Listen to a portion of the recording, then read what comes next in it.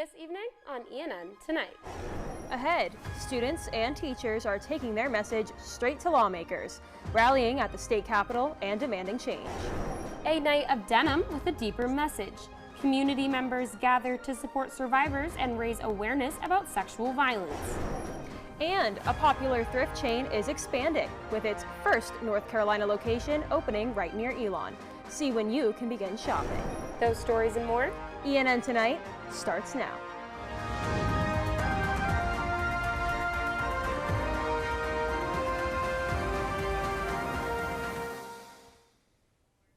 We begin tonight with educators and student teachers rallying for a state budget. Good evening and thank you for joining us for ENN Tonight. I'm Charlotte Pfabe. And I'm Alice Morrissey. North Carolina educators took to the streets of downtown Raleigh, calling on lawmakers to pass a state budget and increase funding for public schools. Our Emma Perman has more on what some educators had to say. Kids over corporations, that's what students, teachers, and other community members are trying to tell legislators in that building. Education is a right. The rally, organized by the North Carolina Association of Educators, brought together teachers from 18 school districts, some traveling hours to be here, and even from Alamance County. Brian Profit, Vice President of NCAE, says this is not just a day off from work. Part of our job description is to advocate for our kids, is to advocate for public schools. It's actually what we're evaluated on. Local teacher and Vice President of Alamance Burlington Association of Educators, Tabitha Boswell, says her frustration comes as lawmakers remain without a finalized state budget, nearly 300 days past the deadline.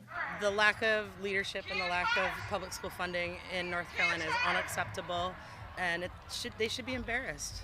The state has been operating without a new budget for months and has caused teachers and other state employees to struggle with the little funding. Lexi Levine, a senior at Elon University and student teacher for ABSS, says working in a nearby Burlington school has shown her how much these decisions impact local communities. How am I supposed to get these kids to feel valued and feel like their education is valued if budgets aren't being passed to value their education? Educators say they are urging voters and lawmakers to take action. Do your job. I'll do mine, you do yours, pass a budget. Organizers say they plan to continue contacting legislators and organizing at the local level, including upcoming meetings at the Alamance Burlington Association of Educators. Emma Perman, ENN Tonight. Lawmakers do not have a timeline for the North Carolina budget.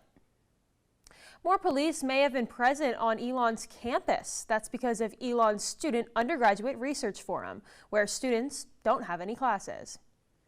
Town of Elon Police Chief Callie Blackwelder says that historically, Surf Day results in an increase of loud parties, overindulgence in alcohol, and disorderly conduct, affecting the non-student residents of Elon. Blackwelder says that on this day, between 2 and 6 p.m., they conducted an alcohol compliance operation. There were also officers from both Graham and Burlington departments. Some weren't in uniform and were driving unmarked vehicles. There were a total of 32 citations given out on Surf Day, mostly for open containers. But compared to the week prior, there were only 6 citations given out for that entire week, none of which involved alcohol, only for traffic violations. Republican state lawmakers have introduced a bill which would ban certain books from elementary school libraries and allow the state to withhold pay from school district leaders who violate a 2023 law. Our Kate Gray is in the studio with us to discuss changes that might be coming to schools. Thanks, Alice. Republican lawmakers clashed with leaders of the Chapel Hill Carborough City School District during a hearing in late April over the school district's compliance with the 2023 law. That law, called the Parents' Bill of Rights, banned school districts from including teaching on gender identity, sexual orientation, and sexual activity to kindergarten and 4th grade school curriculums. After the hearing, lawmakers filed House Bill 1043. This bill would ban books from school libraries and allow the state auditor and North Carolina Department of Public Instruction to financially penalize school districts that violate the law. The list of books the state is planning to ban has not been publicly released, but during the hearing, Republican lawmakers said 155 books from Chapel Hill Carborough's library list violate the Parents' Bill of Rights. Those books include I Am Jazz, a story based off the life of Jazz Jennings, a spokesperson for transgender kids, Pride, the story of Harvey Milk and the Rainbow Flag, and others, which discuss gender orientation and sexuality. Democrat lawmakers have called the hearing and bill a distraction from the lack of a state budget. The bill has just been filed and has not been taken up or voted on by the House. Now back to you at the desk. Thanks, Kate. We will make sure to keep an eye on the bill as it moves forward. The search for Elon University's inaugural dean of the new School of Engineering and Computing has been made confidential as final candidates begin to visit campus. Candidate presentations began last week and continue into this week, but attendees are required to sign their name and email addresses, agreeing that they will not disclose any candidate information. 5 of the last 16 searches at Elon were not confidential. The dean will serve as the head of the new school, which is set to open in fall 2026. As the weather starts to heat up for the summer, North Carolina is seeing its first signs of extreme drought conditions since 2008. Conditions for the current drought started in September of 2025, though they worsened this January. Water levels in the state are similar to what they were in 2007's drought, which was the worst drought in North Carolina history. In a recent interview with Elon News Network, chair of the North Carolina Drought Management Advisory Council, Klaus Alberton, said that even though rainfall levels are similar to 2007, he said, quote, "The impacts to now are nowhere near the same. During the wintertime, there is not much of a demand and a lot of ecosystems are dormant, not much evaporation," end quote. Alamance County's currently does not have any mandatory restrictions on water usage, but the North Carolina Drought Advisory suggests that residents should stop non-essential water usage and begin recycling their water. For more information, check out this week's edition of The Pendulum, out May 6th. Well, we told you last week about the burn ban that the state of North Carolina has been under since March. Our Mackenzie Cruz has updates for us in the virtual studio. Mackenzie, what is new and what is the same? Thanks, Charlotte. Last week, most of the state was in a severe drought, and now 53% of the state has moved up to an extreme drought, including Alamance County up here. Charlotte is in an exceptional drought, the most intense category. This contributes to major crop losses and imposes water restrictions in cities like Charlotte and Raleigh. It also means the state is under a burn ban to lower wildfire risk. Campus-wide fire pits have been turned off, and a Lowe's S'mores Outdoors has been canceled until further notice. Last week's thunderstorm was not enough to ease drought conditions, so hopefully we'll see more consistent rain this week. That's all for now on the drought. Now for your evening forecast. At 7 p.m. it'll be 72 and still sunny. The sun will set at 8:09 p.m. and then at 9 it will cool down to 66 with mostly clear skies. And finally at 11 we'll see more of the same at 60 degrees. That's all. Back to you in the studio. Thanks, Mackenzie. We'll check back in later for our Phoenix 5-day forecast. Maybe we'll have some rain. Elon University is starting a new open bag policy for commencement ceremonies for the first time, this year encouraging guests to avoid bringing bags for safety and efficiency. Permitted items include small clear bags and clutch purses, while most larger bags and items such as alcohol, noisemakers, drones, and weapons are prohibited. The university says all items are subject to search and prohibited items must be returned to vehicles. Elon's Office of Commencement did not respond to Elon News Network's request for a comment. Community members filled the room in Denham for a cause. Up next.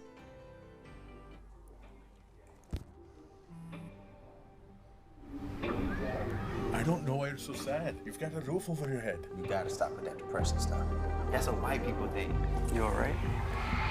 It just feels like it's coming from everywhere. Do you want to talk about it? You can talk to me if you're feeling sad. Whenever you need to talk, I'm here, okay? Whether it's our stories, the warmth of our laugh, or our family's secret sauce, we all bring something different to the table. So make some space. The power of connection is waiting right outside your comfort zone. Learn how you can help strengthen your community at belongingbeginswithus.org/teamup.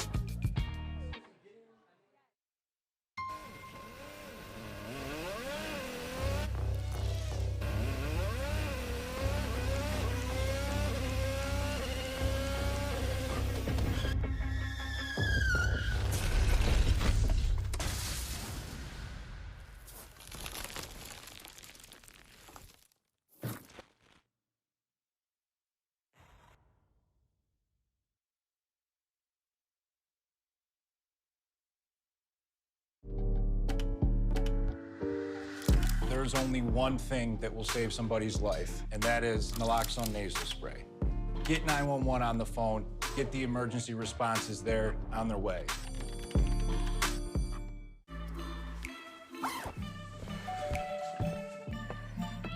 Yo, camping buddy. Okay, you guys ready? Dude, I thought you were driving. I thought you were driving. Oh, I never said I was driving. I definitely can't drive. Okay. If you're high, just don't drive. It's illegal everywhere. If you feel different, you drive different. Hate is loud, but love is the majority.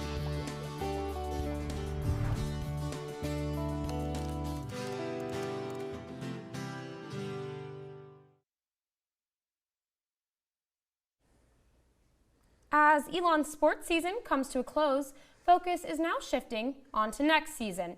We go live now with our Kathan Gandhi in Elon's Mosley Center, where Elon Athletics is hosting an event aimed to increase student engagement. Sorry for the technical difficulties. We'll have Kathan later in the show.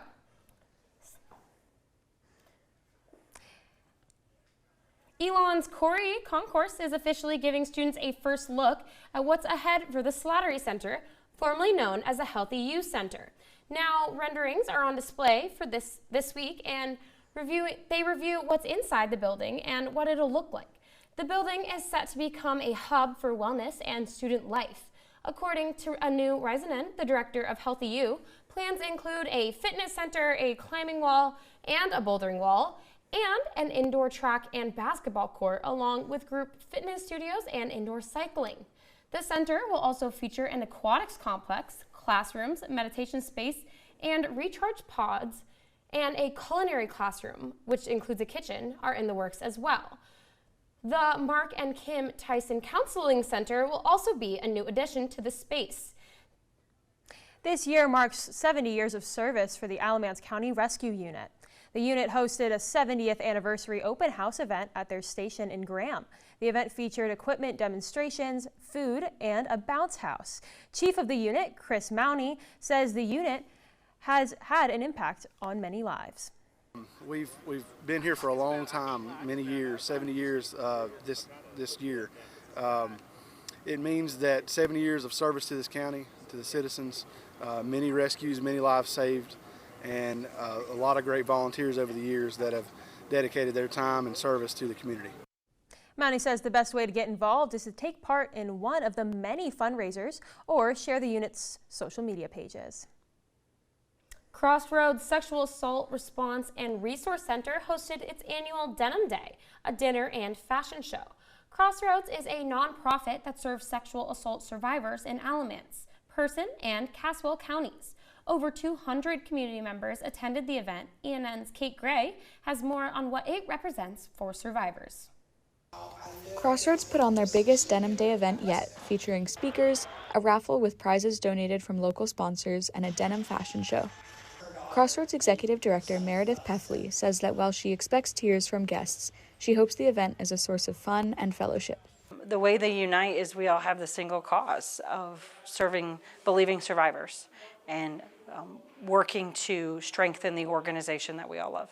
The Denim Day movement is observed internationally to raise awareness about sexual violence and oppose victim blaming. Daniel Sisk, a captain for the Graham Police Department, says all law enforcement agencies in Alamance County have a protocol with Crossroads. If certain criteria are met, officers refer victims to Crossroads. Sex assault victims are usually have self-internalization that they may not be believed or they may not be supported. While the room was filled with mostly older adults, the fashion show featured several members of a local Girl Scout troop. We talked about the past of the organization, we talked about where we are today, and then with the Girl Scouts as models, we see the future, and the future is bright for this organization. Peffley says Crossroads aims to keep growing its Denim Day event and encourage donations to keep services free for all victims. Kate Gray, ENN Tonight. Elon's Gender and LGBTQIA Center collaborates with Crossroads to provide education and community awareness for Elon students. As Elon's sports season comes to a close, focus is now shifting to improvements for the next season.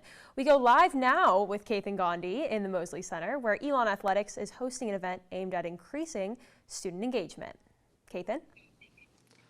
That's right. If anybody at home has attended the Elon sports games this season, you know that athletics is still searching for a way to fill the stands. Now, tonight, students are helping build that solution. After a recent SGA town hall that highlighted low attendance at student games, Elon Athletic Director Jennifer Strawley said the key is creating a why for students to show up on game day. Now, that conversation is turning into action. Tonight's follow-up meeting focuses first on reinventing the basketball student section. That covers everything from potentially moving the student section within the stadium, possibly renaming it based on student feedback. One popular name that was suggested was The Nest, to even adopting some new chants or songs that help build more of a culture within the arena. After they cover that, they're also going to be talking about tailgating. Historically, tailgating has happened on Bank of America Drive. That's the road that leads up to the football stadium, but this year it was actually moved to the Global Neighborhood parking lots. Last meeting, many students expressed they wished it was moved back to the original road. That's something they're going to be talking about again. And now organizers say the message for this is simple: taking student feedback, using that to change game day to make it something that students want to be a part of. And this meeting is happening on the second floor of the Mosley Center down here at room 215. Happens from 6 p.m. to 7:30. It's still open for any student who wants to come and voice their opinion. That's all I have for you. I'm Kathan Gandhi. Back to y'all at the desk. Thanks, Kathan. The next sporting event on campus will be Elon softball's first game of the CAA tournament against Campbell University at 2:30 this Wednesday at Hunt Park.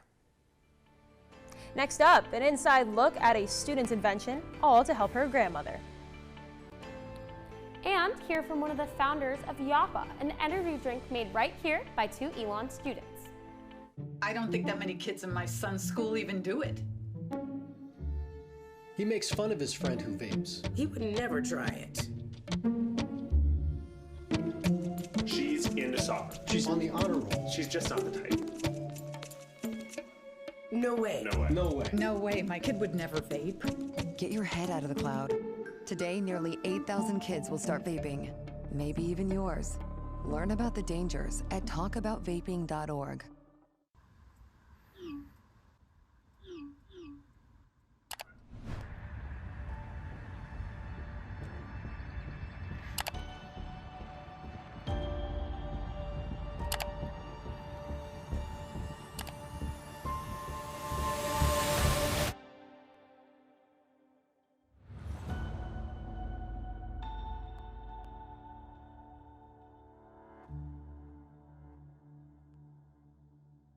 Even more than I wanted a gold medal, I wanted a heart of gold, like the mentors who were my balance beams refusing to let me down, and the coaches who spoke out to anything out of bounds, heroes who never stood on podiums, but stood up for me.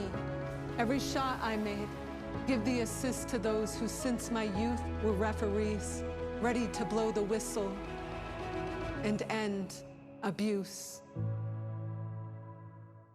I rescued Toast from a shelter in 2011. I love Toast because she's a lazy diva. Toast does whatever she wants, obviously. She's sleeping right now. She's an epic snuggler. She's so comforting. She's so loving. Toast makes me laugh.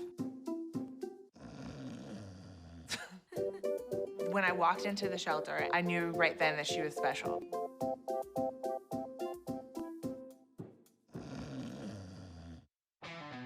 Kudos, Carl. You've always had a need for speed. Racing anything with wheels, speed reading novels in record time, yelling out 3, 2, 1 at every traffic light. But this time, you've taken your power obsession to the next level. By purchasing this electric vehicle, you've given yourself instant torque that blows your old launch times away, which will keep you saying, "Woo-wee," every time you punch the pedal. Good for your adrenaline, great for the planet. That's the power of EV.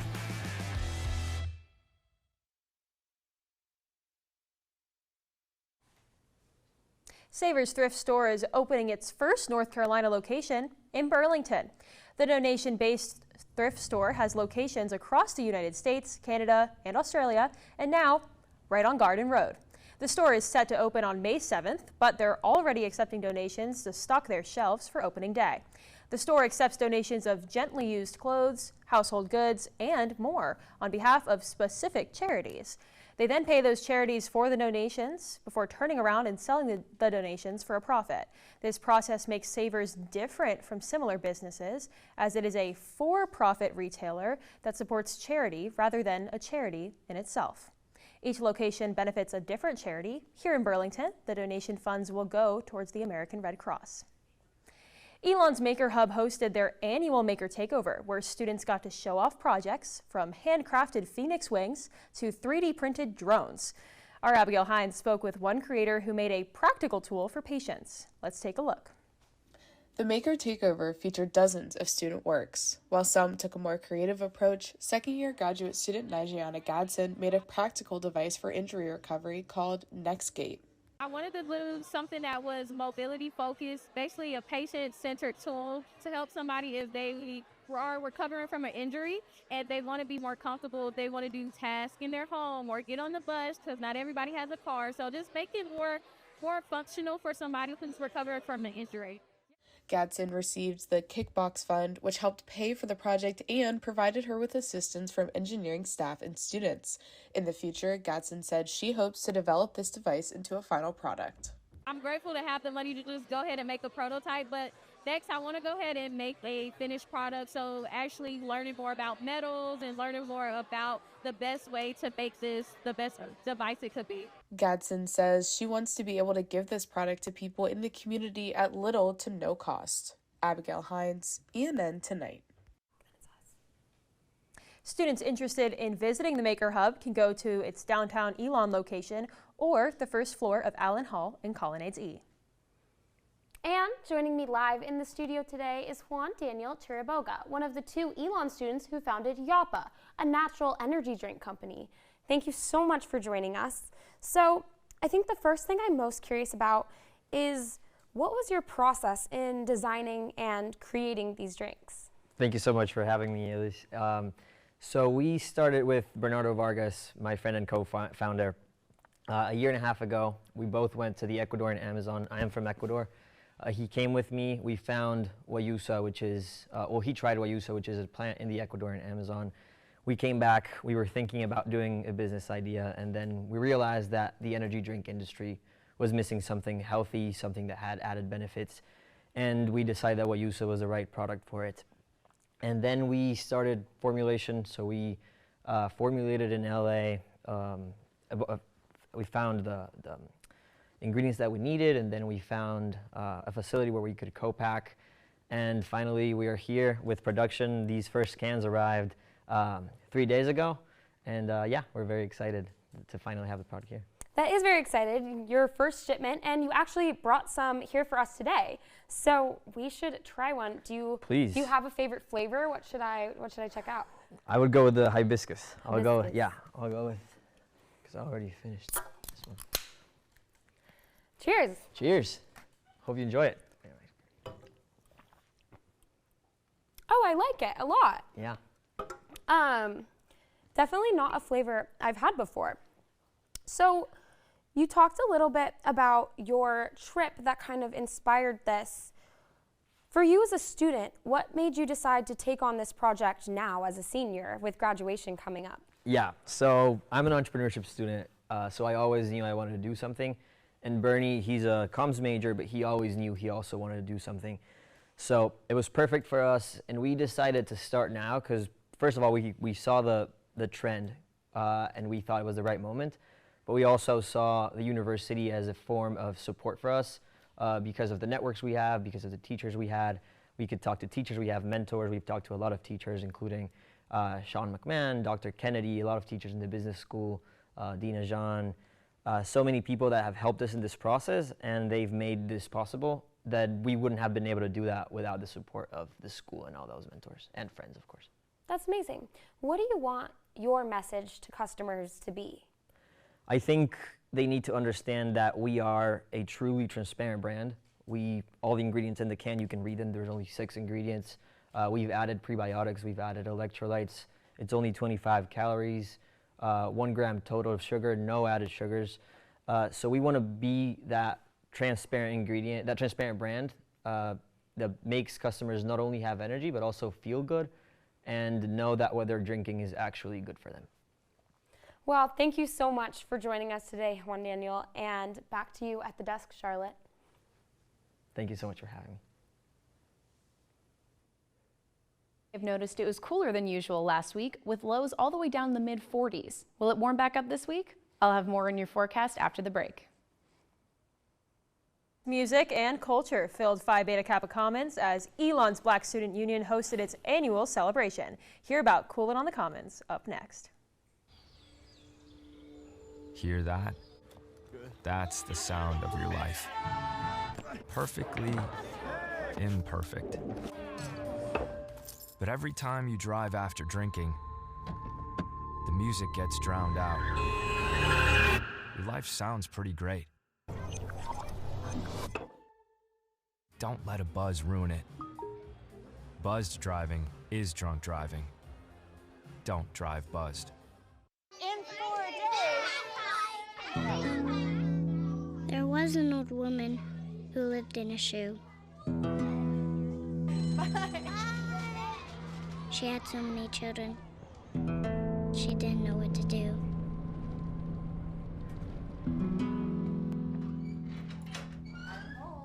Did you have a good day at school? She gave them some broth without any bread. There you go.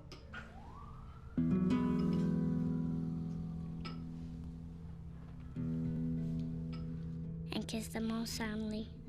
Night night. Good night. And put them to bed. Hunger is a story we can end. End it at feedingamerica.org. Women are bad with money. That's what the world's been saying for centuries. But now, we've got something to say. Save it. It's time to save ourselves by saving our money. Until we're no longer 80% more likely than men to live in poverty in retirement. Save it. The falsehoods, the feelings of fault. Then, the funds. Learn how to save for your retirement at wesaysaveit.org. I've always been told I gotta be strong. Thick skin, tough as nails. But to be everything for everybody, it wears on you.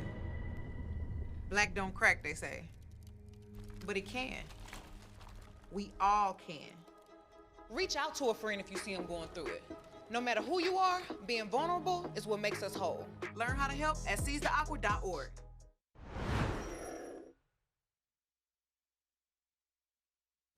Phi Beta Kappa Commons was filled with festivities during the annual Coolin' on the Commons event, hosted by the Black Student Union. The event featured live music performances by artists such as Chemo the Griot, Divine Embers, and Emma Malik, and dance performances by the Alpha Kappa, Alpha, and Delta Sigma Theta Incorporated sororities. Some attendees wore their sorority and fraternity letters and had the chance to get shrimp dishes from a local food truck. This year's celebration also featured lawn games and a photo booth. And speaking of campus events, there was no April showers, but there may be May flowers. Our Mackenzie Cruz is in the virtual studio with this week's weather. Mackenzie, how are we bringing in the month of May? Thanks, Alice. We might even see a thunderstorm or two. Now for your Phoenix 5-day forecast. Tonight we'll have a low of 52 and mostly clear skies. It looks like the beginning of the week will be the high 70s to low 80s, and we will have a UV of 10. 2 days in this week, so remember your sunscreen. For the rest of the week, we're looking at thunderstorms, much needed on Thursday, and then Friday will be a high of 68, going into Saturday, a high of 71. And that's all for your Phoenix 5-day forecast. Back to you at the desk. Well, thank you, Mackenzie. We'll be looking out for this good weather for the rest of the week. Yeah, I'm really looking forward to it. Well, that's all the news we have for you this evening. Thank you so much for joining us. Head over to our website at elonnewsnetwork.com for sports, stories, and more. And make sure to follow us on social media at Elon News Network. Have a great night, Elon.